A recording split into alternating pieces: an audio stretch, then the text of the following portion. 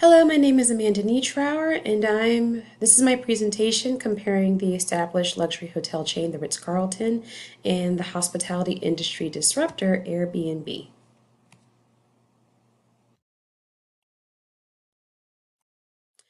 So some important milestones for each company. Uh, The Ritz-Carlton was founded by Cesar Ritz, who worked as a sommelier, was actually told by his patron he'd never make it. So he left, went to Paris, worked as a server and hotel manager to learn all the skills and knowledge that he needed to start his own luxury hotel business. And so in the 1890s, Cesar Ritz went on to find several luxury hotels throughout Europe. Uh, In 1896, he met up with Alfred Beit, a South American businessman, to form the Ritz Hotel Syndicate. In the early 1900s, Albert Keller franchised the Ritz-Carlton name and formed the Ritz-Carlton Investing Company, which built hotels across the United States. 1940, the only Ritz-Carlton remaining in the U.S. was the Boston Ritz-Carlton, and that's because, unfortunately, luxury hotel chains and the Great Depression didn't really go well together.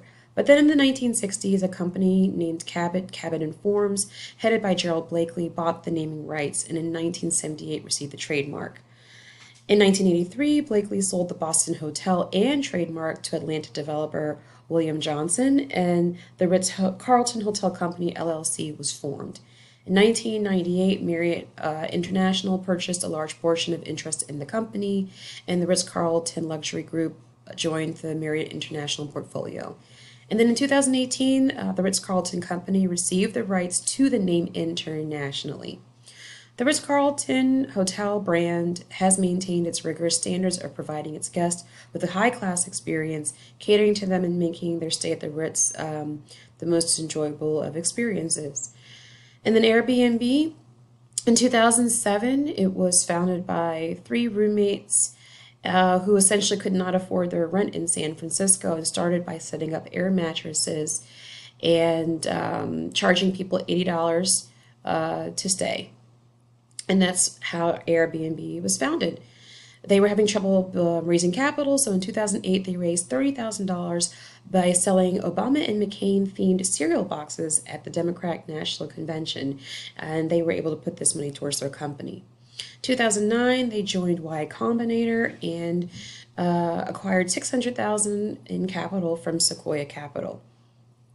2011, Airbnb was in 89 countries. They hit their 1 millionth booked night and also received $112 million from different venture capitalist firms.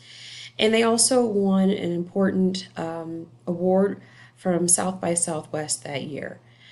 In 2012, though, they hit some snags. They began receiving complaints of guests trashing their homes, and they were also mounting lawsuits from municipalities for regulations violations. By 2014, cities were actually banning Airbnb because of issues. And also at one point in 2016, certain U.S. senators were actually looking into how Airbnb may have been causing housing shortages in overcrowded markets.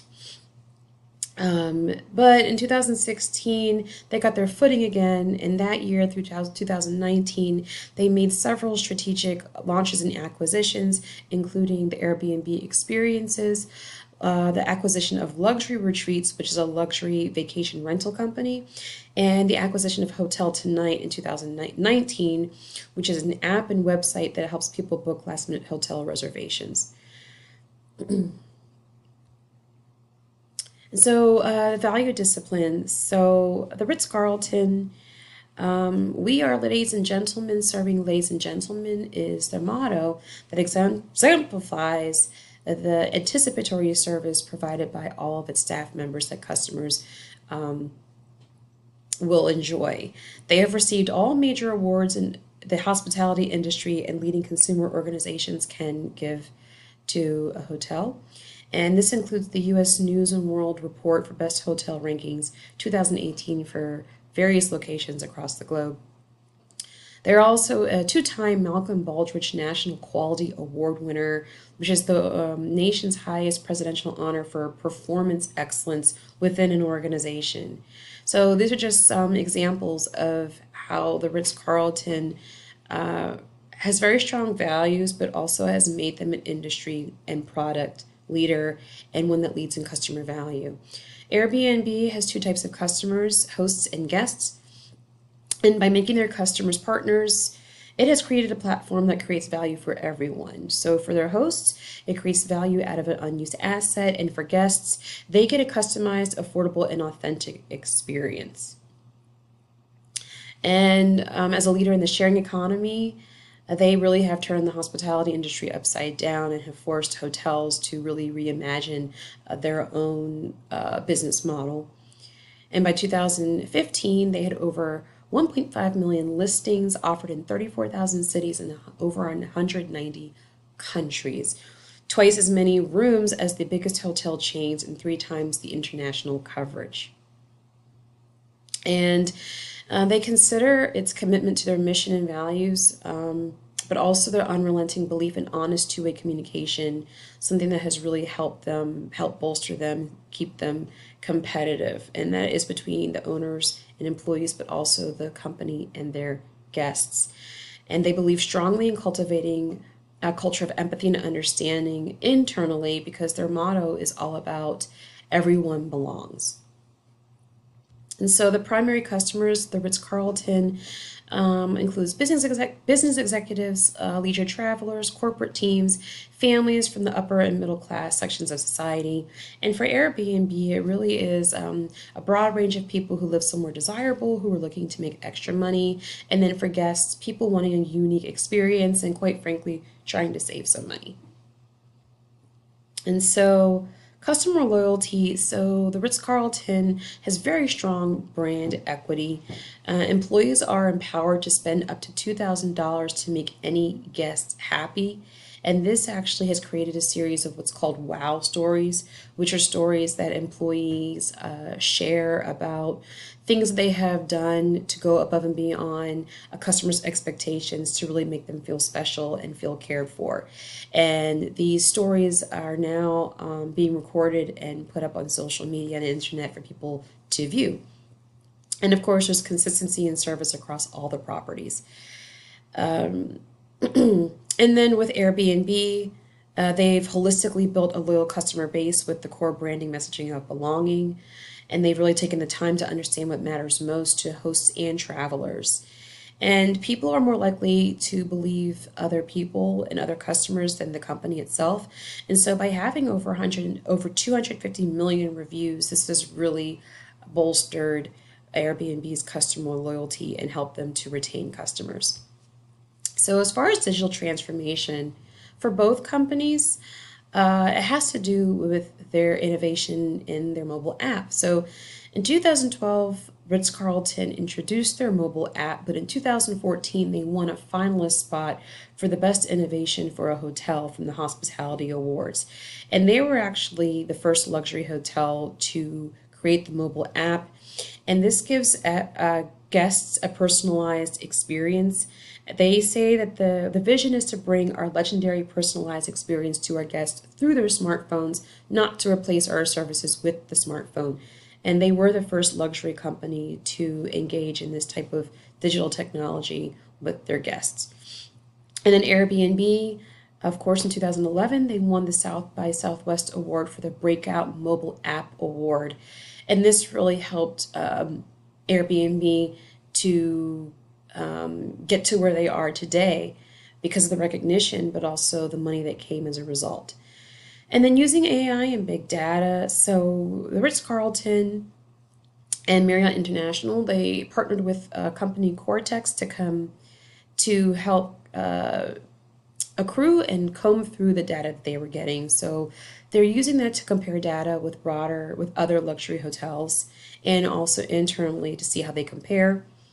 They were able to really increase their social media interactions by over 450%, and an engagement increase of nearly 900% on Facebook.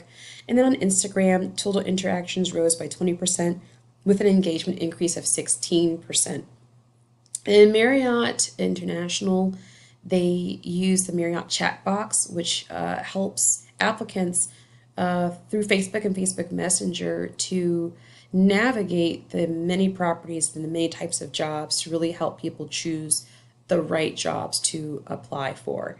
And since Marriott International does get about 3 million applications or so, they really do need this technology.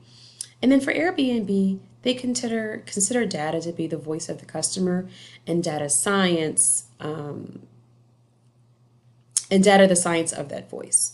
So they really do use AI and big data for everything, every aspect of interaction with their customers. Their search engine on their site allows them to better serve their guests and hosts. And it also helps them to create more diversity in their applications. So for instance, if they're looking for more women to fill engineering positions, data can help them do that. And then digital maturity. So Marriott International and the Ritz Carlton uses big data to track competitor brands and hotels, identify new revenue streams, and this includes new facilities and services, help them satisfy both guests and the local community, and then, of course, revenue management and customer satisfaction. In Airbnb, they have an intranet for employees to engage with each other, remember employee birthdays and anniversaries, and they do use big data in every aspect of customer interaction. And so closing thoughts. So I was actually very surprised at how similar the two companies are and how they operate. I was not expecting that. Both companies seek to provide strong and consistent customer service. Both seek to create loyalty with customers and employees. And the motto of the companies, they really do extend to their employees. So companies very much do consider their employees to be their customers as well. They're both leaders in their respective industries. They both find it important to stay on trend, whatever that may be. And they're both working to keep their competitive advantage through innovation, the use of AI and big data, and the personal touch and feeling of being valued by of customers and employees are a very important part of the company brand and culture. And so here is a list of my sources, and thank you very much.